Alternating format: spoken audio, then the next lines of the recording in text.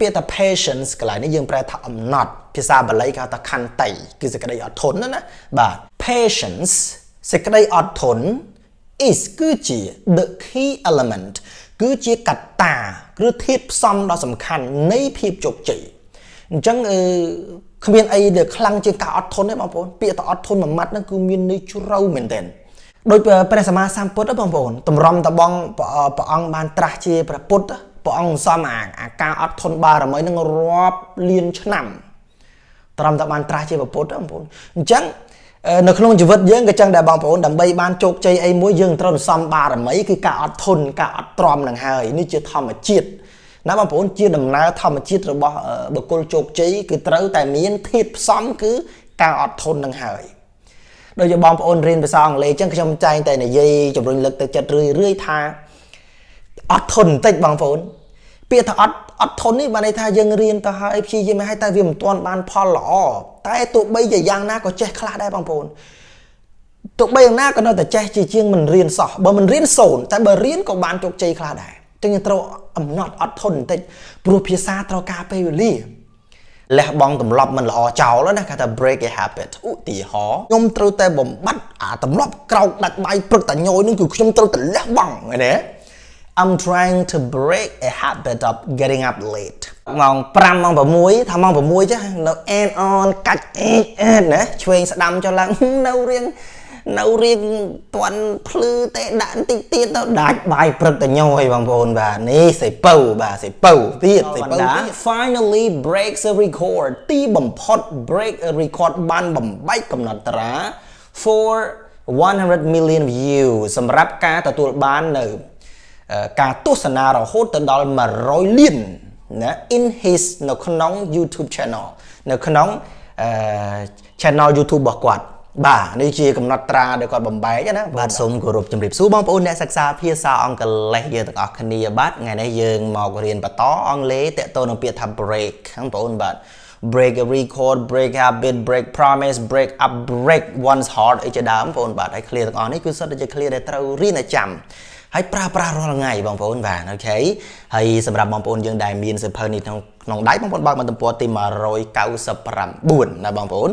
ហើយសម្រាប់បងប្អូនដែលអត់ទាន់មានត្រូវការជាវសៀវភៅនេះអាចឆាតចូល Facebook page យើងណាបងប្អូនបាទជាការគ្រប់គ្រងនៅស្នាដៃហើយជាវីដេអូមេរៀនលោកគ្រូគឺធ្វើឲ្យដូចនៅក្នុងសៀវភៅនេះបេះបិទអញ្ចឹងបងប្អូនបាទអញ្ចឹងបងប្អូនមានសៀវភៅនេះផ្ទៀងមើលសប្បាយមួយថ្ងៃមកមេរៀនមកបងប្អូនបាទសេនិយាយសេរៀនបបែកប្រយោគខ្លួនឯងខ្លះអីខ្លះចេះយល់តាណាអស់បងប្អូនបាទអូខេបាទចឹងតោះឥឡូវយើងកុំឲ្យខាតពេលចូលមក clear តាបូនដែលយើងរៀនថ្ងៃនេះគឺពាក្យថាបំបត្តិទម្លាប់ចាស់មានអាទម្លាប់មិនល្អកំចាត់វាចោលបាទអង់គ្លេសគេប្រើពាក្យថា break a habit ចឹងពាក្យថា break a habit ហ្នឹងគឺទម្លាប់គេហៅថាលះបង់ទម្លាប់មិនល្អចោលណាគេថា break a habit ឧទាហរណ៍រណតនគិតគេថាម៉េចខ្ញុំត្រូវតែបំបត្តិអាទម្លាប់ក្រោកពីគេងយឺតឲ្យបានគេតាំងចិត្តនេះសៃបើគេតាំងចិត្តថាខ្ញុំត្រូវតែបំបត្តិអាទម្លាប់ក្រោកដាច់បាយព្រឹកតែញយនឹងគឺខ្ញុំត្រូវតែលះបង់ឃើញទេ I'm trying to break a habit of getting up late ចឹងពាក្យថា get up late យើងប្រែថាក្រោកយឺត break a habit of ហ្នឹងបែរថាបោះបង់ទម្លាប់អាក្រក់ចោលចឹងខ្ញុំសូមប្រែសម្រួលន័យ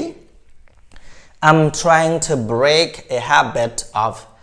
ខ្ញុំកំពុងតែព្យាយាម I am trying to break a habit of គេហៅថាលះបង់នៅទម្លាប់យ៉ាងម៉េច getting up late ក្រោកយឺតអញ្ចឹងខ្ញុំទៅ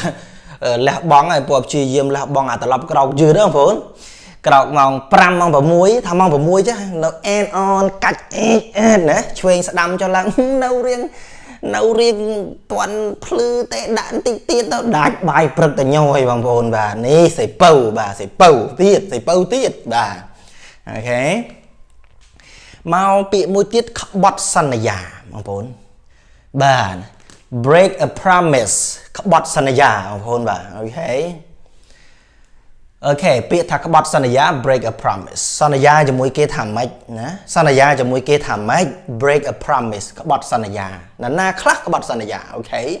បាទកុំចេះតែសន្យាគេផ្ដេសខ្លួនឯងធ្វើមិនបាននោះបាទកុំក្បត់សន្យាងាយប្រយ័ត្នគេលេងមាននរណាម្នាក់ទុកចិត្តអ្នកទៀត sân giá cái mà đòn thì đòn cái chưa ta nhồi nhói cái lên chưa nó bị giạt ok chẳng chừng anh vậy tha don't break a promise easily or ba bông được cho nó tế ba mình chẳng tế và giặt nobody trust you anymore trust phải là tục chất nobody phải là không yên nô nam nè chẳng don't break a promise easily không bọt sanh là nghi nghi nè or phải giặt nhưng phải là phải giặt cái này nè nobody trust you anymore không yên nam nè tục chất này anh thiệt tề ta có họ kê nhồi nhồi nè các bạn sẵn ra nhồi nhồi bạn ok màu bị một tiết khá thật là mất chấp bạp ok là mất chấp bạp cái thà break a law ok chẳng break a law ok là mất chấp bạp ưu tì họ cái thà mấy bà nè là mất chấp bạp nè trôi cục hơi là cái nào mùi số đây rồi cũng rìm á hiên là mơ cho bắp trôi cục nè if you break a law you go to prison bây giờ prison cục anh đi là cái nào mùi cũng rìm á bạn ta là mơ cho bắp chẳng ấy bạn tầm năng cho bắp ấy cho bắp bò nè cho bắp có cao bàn ta chẳng ai chọp cốc chọp lẩu nè if you break a law you go to prison đấy chọp cục lẩu hay là mơ cho bắp ta năng cho bắp ấy đi và right mà một tiết bầm bay cầm nạt trà đáng vốn biết tha bầm bay cầm nạt trà khá ta break a record nhưng bây giờ bầm bay cầm nạt trà alright break a record bạn ưu thì họ cái thằng mấy ngày ní dương nó bầm bay cầm nạt trà mà đong mà để bầm bay bàn suy dội ban bay cầm nạt trà cái thằng mấy today we are going to break a record ông vốn bạn chẳng ngày nay cái dương nâng bầm bay cái trai bàn cứ ta chụp chơi so today we are going to break a record bạn hay có chuyện đó cái này nhưng mà văn đá bật chấm riêng time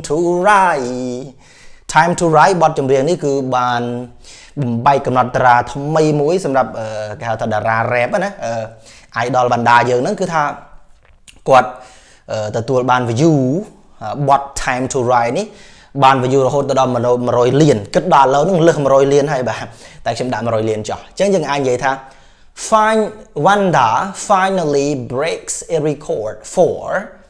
reaching các bạn như time reaching các bạn bạch đã reaching các bạn này 100 million views in his YouTube channel nè nó con nóng YouTube channel bà quạt chính xem xong bài mười mũi Wanda nè idol Wanda finally breaks a record ti bầm pot break a record ban bầm bay cầm nạt ra for 100 million views สำหรับการទទួលបាននៅការទស្សនារហូតទៅដល់100លានណា in his នៅក្នុង YouTube channel នៅក្នុង channel YouTube របស់គាត់បាទនេះជាកំណត់ត្រាដែលគាត់បំបែកណាបងប្អូនបាទខ្ញុំក៏មានអារម្មណ៍ថាខ្លួនឯងថ្ងៃណាមួយបំបែកកំណត់ត្រាបានវីដេអូមេរៀន channel របស់ខ្ញុំបានមកsubscriber អូហូយដឹកអមកណាបងប្អូនបាទចេះតែសង្ឃឹមទៅបងប្អូនបាទនឹងឆ្នាំណាដែរតែព្យាយាមខ្ញុំអ្នកព្យាយាមឲ្យអស់ពីលទ្ធភាពហើយលទ្ធផលទុកឲ្យកូនសិស្សឬបងប្អូនដែលគ្រប់គ្រងគាត់ជួយអូខេ so I will try my best to break a record of getting 1 million subscriber ខ្ញុំនឹងព្យាយាមបំបែកកំណត់ត្រាបាន1លាន subscriber សម្រាប់ channel អប់រំ channel មេរៀនមិនងាយមានទេបាទ alright ចិត្តតែសម័យបងប្អូនបាទសម័យមិនអស់ថ្មសម័យអូខេបាទ clear មួយទៀតគេប្រើពាក្យថាទំលាយបង្អួច break ដែរគេប្រើពាក្យថា break a window គេហៅថាទំលាយបង្អួច break a window អូខេឧទាហរណ៍គេថាម៉េចខ្ញុំត្រូវទៅទំលាយបង្អួចដើម្បីចូលទៅក្នុងផ្ទះឲ្យបានបាទវាមិនដឹងធ្វើម៉េចទំលាយបង្អួចចូលប្រហែលញ៉ៃពេកគេថាម៉េចI had to break a window to get into the house ចឹងគាត់និយាយពីអតីតកាលហ្នឹងគឺថាវាជាប់ស្អីទេមិនដឹងទេគាត់ថា I had to break a window ខ្ញុំត្រូវទម្លាយប្រអួចដើម្បី get into the house ចូលទៅក្នុងផ្ទះបាទខាងលោកអ្នកខាងក្នុងមានរឿងអីជាប់សោទៅអីគាំងណា so I had to break a window to get into the house right មក clear មួយទៀតធ្វើឲ្យនរណាម្នាក់ខូចចិត្តណាធ្លាប់សន្យាឲ្យថាមិនធ្វើឲ្យអូនយំ break one's heart ចឹង break one someone's heart ហ្នឹងគឺបេះដូងរបស់នរណាម្នាក់ណាបងប្អូនបាទធ្វើឲ្យគេឈឺចាប់ធ្វើឲ្យគេក្រាំគ្រាអរ៉ាណាបងប្អូនបាទអូខេគេថាម៉េចកុំធ្វើឲ្យបងខូចចិត្តណាអូនសម្លាញ់បងមិនចង់ផឹកទេតែអាការខូចចិត្តទេវាបខំបងdon't break my heart baby អញ្ចឹង one's heart someone's heart ហ្នឹងគឺអញ្ចឹង her heart my heart his heart អញ្ចឹងមកអញ្ចឹង don't break my heart baby កុំធ្វើឲ្យបងខូចចិត្តណាអូនសម្លាញ់អូខេបងកុំមកមួយទៀតខាងគេសន្យាណា I swear I won't break your heart anymore okay I swear បែរថាខ្ញុំបងសុំស្បត់ណែខាងប្រុសគេសុំស្បត់ណាបងសុំស្បត់ I swear I won't break your heart again ថាបងនឹងមិនធ្វើឲ្យអូនឈឺចាប់ម្ដងទៀតឡើយណា I won't បងនឹងមិន break your heart គឺធ្វើឲ្យអូនក្រាំគ្រាម្ដងទៀតទេសន្យាបាទគេសន្យា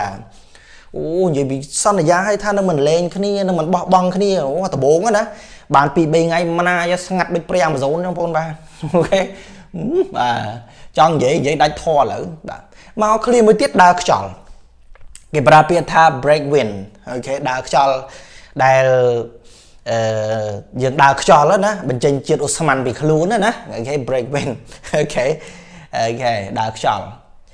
បាទឧទាហរណ៍អីណាគេដើរខ្យល់ហ្នឹងបាទគេថា who broke wind អូខេស្មើពាក្យថា fart អូខេណាគេដើរខ្យល់បាទលើកដៃមកពាក្យមួយទៀតសំណាងល្អគេប្រើពាក្យ break ដែរតែគេប្រើពាក្យថា break a leg ដើរខ្យល់ break a leg right សំណាងល្អមិនមែនតែបបាក់ជើងទេណា break a leg នេះប្រែថាសំណាងល្អគេ idiom គេនិយាយបងប្អូនបាទគេថាម៉េចសំណាងល្អណាក្មេងប្រុសអូខេ break a leg boy ដែលយើងនិយាយថាអូនអាពៅអាណប់មែនទេ break a leg boy គឺជាសំឡេងសម្រាប់អ្នកធំដែលគាត់និយាយទៅកាន់អ្នកតូចណា break a leg boy សំណាងល្អអាណប់អូខេសំណាងល្អអាពៅឧទាហរណ៍មួយទៀតណែឯងប្រឡងស្អែកប្រឡងមែនសំណាងល្អso គេថា do you have an exam tomorrow break a leg ណែឯងប្រឡងស្អែកមែន break a leg សំណាងល្អបាទមិនមែនតែបាក់ជើងទេបងប្អូនជា idiom គេបងប្អូនបាទមកពាក្យមួយទៀតគេហៅថាផ្ដល់ដំណឹងណាបងប្អូនផ្ដល់ដំណឹងយើងប្រើពាក្យថា break the news បងប្អូនបាទផ្ដល់ជាដំណឹងឲ្យគេណា break the news alright ឧទាហរណ៍គេថាម៉េចខ្ញុំមិនចង់ផ្ដល់ដំណឹងរបស់អ្នកដល់អ្នកទេយើងនិយាយតែបើសិនយើងនិយាយថាម៉ាញ់ថាមិនចង់ប្រាប់អ្នកឲ្យដឹងទេណាខ្ញុំមិនចង់ប្រាប់អ្នកឲ្យដឹងទេតែកូនប្រុសរបស់អ្នកគ្រោះថ្នាក់ចរាចរណ៍ហើយ alright គេថាម៉េច I hate to break the news ចឹងកាលណាបើយើងប្រើពាក្យថា I hate to break the news បានន័យថាខ្ញុំមិនចង់និយាយទេនិយាយធម្មតាខ្ញុំចង់ប្រាប់អ្នកឯងទេ I hate to break the news to you ចឹង hate កន្លែងនេះជាធម្មតាយើងប្រើតែស្អប់ក៏ប៉ុន្តែបើយើងប្រើពាក្យថា I hate to do something វាស្មើពាក្យថាខ្ញុំមិនចង់ធ្វើអីមួយចឹង I hate to break the news to you បែរថាខ្ញុំមិនចង់ប្រាប់អ្នកឯងនេះក៏ប៉ុន្តែយ៉ាងណាក៏ទៅប្រាប់ដែរ but your son had an accident ក៏ប៉ុន្តែខ្ញុំត្រូវតែប្រាប់ថាកូនប្រុសរបស់អ្នក had an accident ពាក្យថា had an accident យើងប្រែថាជួបគ្រោះថ្នាក់ជួបអបតវហេតុ alright so I hate to break the news to you but your son had an accident alright បាទមកចំណុចនេះមួយទៀតបងប្អូនគឺពាក្យថាចែកផ្លូវគ្នាបាទចែកផ្លូវគ្នាបងប្អូនបាទចែកផ្លូវគ្នានោះគឺបើយើងសង្សារវិញនិយាយទៅវាឈប់ខ្សែប្រគប់គ្នាបើថាប្រពន្ធនិងភរិយាគឺលែងលះគ្នាស្មើពាក្យថាdivorce ចឹងពាក្យថា break up ប្រតែចែកផ្លូវគ្នាវានៅមិនចុះសម្រងគ្នាក៏ចែកផ្លូវគ្នាទៅ break up អូខេបាទអូខេគេថាម៉េចនៅទីបំផុតខ្ញុំបានចែកផ្លូវគ្នាជាមួយនឹងមិត្តស្រីរបស់ខ្ញុំហើយវានឹងធ្វើម៉េចវានៅមិនចុះសម្រងគ្នាណា we don't get along with each other we don't understand we always misunderstand each other so it's good to break up alright Finally, I broke up with my girlfriend. ទីបំផុត I broke up with my girlfriend. ទីបំផុតខ្ញុំក៏បានចែកផ្លូវគ្នាជាមួយនឹងសង្សាររបស់ខ្ញុំទៅណាធ្វើមិនទេវាអញ្ចឹងណាបាទកម្មយើងនេះអូនស្រីនេះគាត់និយាយម្ដងខ្ញុំអត់ត្រឹមនឹងគាត់លេងបានហើយបាទវាឌឺគ្នាមិញខាងប្រុសនិយាយឥឡូវស្រីនិយាយម្ដងខ្ញុំអត់ត្រឹមមួយគាត់លេងបានទេដែរខ្ញុំនឹងចែកផ្លូវគ្នាជាមួយគាត់ឆាប់នេះបាទត្រឹមលេងបាន so I can't stand him anymore យើងអាចប្រើពាក្យថា I can't stand him anymore ខ្ញុំមិនអាចឈរគាត់អត់ទេ stand him anymore ឬក៏ប្រើពាក្យ stand with ក៏បានដែរអូខេ I can't stand him anymore ត្រឹមលេងបានហើយបាទ I will break up with him soon ខ្ញុំនឹងចែកផ្លូវជាមួយគាត់ឆាប់នេះឯងបាទដល់ផ្លូវបំបែកហើយ alright បាទ so I can't stand him anymore I will break up with him soon alright បាទអញ្ចឹងនៅកន្លែងនេះមាន quote មួយដែលយើងគួរតែសិក្សាដែរបងប្អូនបាទ clear នេះល្អ quote ល្អមែនទែនវាជារឿងពិតហើយអាចដកពិសោធន៍បានទ្រឹស្ដីរបស់ Bill Gates ហ្នឹងគាត់និយាយថាម៉េចអំណត់គឺជាធាតុដ៏សំខាន់នៃភាពជោគជ័យបាទដែលប្រើពាក្យមួយគេហៅថា patience is the key element of success អូ clear ល្អណាស់បងប្អូនហើយបងប្អូនអាចយកទៅដកពិសោធន៍បានទាំងអស់បាទដូចជាយើងប្រើពាក្យថា patience ចឹងពាក្យថា patience កន្លែងនេះយើងប្រែថាអំណត់ភាសាបាលីគេហៅថាខន្តីគឺសេចក្តីអត់ធន់ណាបាទ is the key ពាក្យថា key មិនមែនប្រែថាកូនសោទេយើងប្រែថាដ៏ចម្បងដ៏សំខាន់កត្តាក៏បានដែរ element យើងប្រែថាធាតុ success នឹងជោគជ័យអញ្ចឹងយើងប្រែថាម៉េច patience សេចក្តីអត់ធន់ is គឺជា the key element គឺជាកត្តាឬធាតុផ្សំដ៏សំខាន់នៃភាពជោគជ័យអញ្ចឹងគ្មានអីដែលខ្លាំងជាងការអត់ធន់ទេបងប្អូនពាក្យថាអត់ធន់មួយម៉ាត់ហ្នឹងគឺមានន័យជ្រៅមែនទែនអត់ធន់ចំពោះការស្រេកឃ្លានអត់ធន់ចំពោះឃ្លានភាពលំបាកអត់ធន់គ្រប់ទាំងអស់ព្យាយាមអំណត់អត់ធន់ហើយព្យាយាមស៊ូបន្តទៀតគឺដោយព្រះសម្មាសម្ពុទ្ធបងប្អូនតម្រាំតបងព្រះអង្គបានត្រាស់ជាព្រះពុទ្ធព្រះអង្គសំអាការអត់ធន់បារមីនឹងរាប់លានឆ្នាំត្រឹមតែបានត្រាស់ជាព្រះពុទ្ធបងប្អូនអញ្ចឹងនៅក្នុងជីវិតយើងក៏ចឹងដែរបងប្អូនដើម្បីបានជោគជ័យអីមួយយើងត្រូវសំបារមីគឺការអត់ធន់ការអត់ទ្រាំនឹងហើយនេះជាធម្មជាតិណាបងប្អូនជាដំណើរធម្មជាតិរបស់បុគ្គលជោគជ័យគឺត្រូវតែមានធាតុផ្សំគឺការអត់ធន់នឹងហើយដូចជាបងប្អូនរៀនភាសាអង់គ្លេសអញ្ចឹងខ្ញុំតែងតែនិយាយជំរុញលើកទឹកចិត្តរឿយថាអត់ធន់បន្តិចបងប្អូនពាក្យថាអត់ធន់នេះបានន័យថាយើងរៀនទៅហើយព្យាយាមឲ្យតែវាមិនទាន់បានផលល្អតែទោះបីជាយ៉ាងណាក៏ចេះខ្លះដែរបងប្អូនទោះបីយ៉ាងណាក៏នៅតែចេះជាជាងមិនរៀនសោះបើមិនរៀនសូន្យតែបើរៀនក៏បានជោគជ័យខ្លះដែរចឹងយើងត្រូវអំណត់អត់ធន់បន្តិចព្រោះភាសាត្រូវការពេលវេលាណាបងប្អូនពាក្យថាអត់ត្រង់មិនមែនបានន័យថាតើអត់ត្រង់ទៅអត់ត្រង់เลยអត់រៀនអត់ទេណារៀនរាល់ថ្ងៃមិនមែនអត់ត្រង់เลยអត់រៀនងាប់បដ ாய் រៀនរាល់ថ្ងៃសេរាល់ថ្ងៃនិយាយរាល់ថ្ងៃតែយើងត្រូវអត់ធន់ហើយព្យាយាមវាម្ដងតិចអាការដែលព្យាយាមការអន្សំហ្នឹងឯងគឺជាការអន្សំនៅបារមីនៃភាពជោគជ័យហ្នឹងគឺការអត់ទ្រាំហ្នឹងហើយណាបងប្អូនបាទអូខេ alright so the patience is the key element of success remember alright យើងមានពាក្យពិបាកខ្លះដូចពាក្យថា trust ទុកចិត្ត present យើងប្រែថាគុក into នឹងប្រែថាចូលទៅក្នុង swear ប្រែថាស្បត់ឬក៏ដាក់បណ្ដាសា hate ប្រែថាស្អប់ឬពាក្យថា accident យើងប្រែថាគ្រោះថ្នាក់ដូច្នេះយើងរៀនជាមួយគ្នាប៉ុណ្ណឹងបងប្អូនហើយយើងនឹងជួបគ្នានៅវីដេអូមេរៀនក្រោយទៀតបាទអូខេសូមអរគុណសូមជម្រាបលា bye bye